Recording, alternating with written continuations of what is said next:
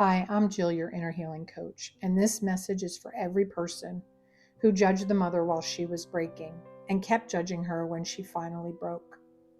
For every friend, family member, church leader, or outsider who looked at a woman surviving abuse, chaos, exhaustion, and despair, and instead of extending compassion, offered criticism and judgment. I want to say something you may never have considered. She wasn't failing, she was fighting for her life. When you saw her crying, shutting down, overwhelmed, raising her voice, barely hanging on, you didn't see the years she spent being diminished, dismissed, controlled, manipulated, and silently suffocated.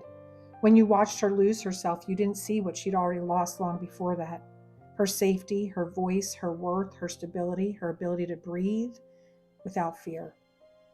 When you saw her quote unquote give up, you didn't see that she had been carrying 10 times more than any human should ever have to hold. And when she finally left, when she finally gathered the courage to walk away from the abuse, you judged her again. You whispered, you accused, you called her dramatic, unstable, selfish. Maybe you said she was abandoning her family, but here's the truth. A woman does not walk away from everything until she has survived more than you will ever understand. You pointed a finger instead of opening your hands to help. You offered opinions instead of offering safety. You made assumptions instead of asking questions. You chose judgment when she really needed mercy the most. You didn't see that her leaving wasn't failure.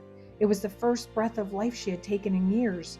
You didn't see that she wasn't running away. She was finally running toward the possibility of peace. You didn't see that the woman you criticized was the same woman who used the last thread of strength to keep a collapsing world together for everyone but herself. And she deserved better, far better than your silence, your judgment, your opinions, and your distance. She deserved arms that held her when the world grew darker. You made assumptions instead of asking questions. You chose judgment when she really needed mercy the most. You didn't see that her leaving wasn't failure. It was the first breath of life she had taken in years. You didn't see that she wasn't running away. She was finally running toward the possibility of peace. You didn't see that the woman you criticized was the same woman who used the last thread of her strength to keep a collapsing world together for everyone but herself. And she deserved better, far better than your silence, your judgment, your opinions, or your distance. She deserved arms that held her when the world grew darker. She deserved people around her who asked what happened, how can I help, instead of what's wrong with you? Why did you stay so long? She deserved people who said, I'm here, instead of you're just too much. She deserved compassion for the years she spent living in a storm she never caused. And if you're hearing this right now, if a woman in your life has walked through trauma, abuse, or divorce, please understand this. You do not have to know her whole story to treat her with kindness. You do not need proof to offer empathy.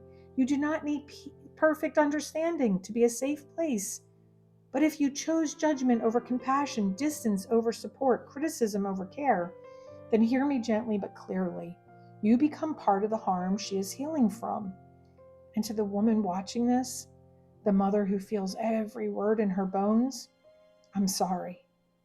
And if this resonates with you, if you've walked through abuse, betrayal, estrangement, judgment, opinions, silence, when you needed help most, I want you to know something. You do not have to heal alone. You do not have to guess your way through your trauma. You do not have to keep surviving when God is trying to set you free from.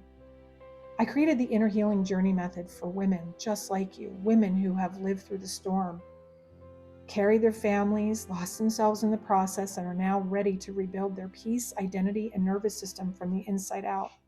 This isn't surface level encouragement. This isn't quick fix positivity.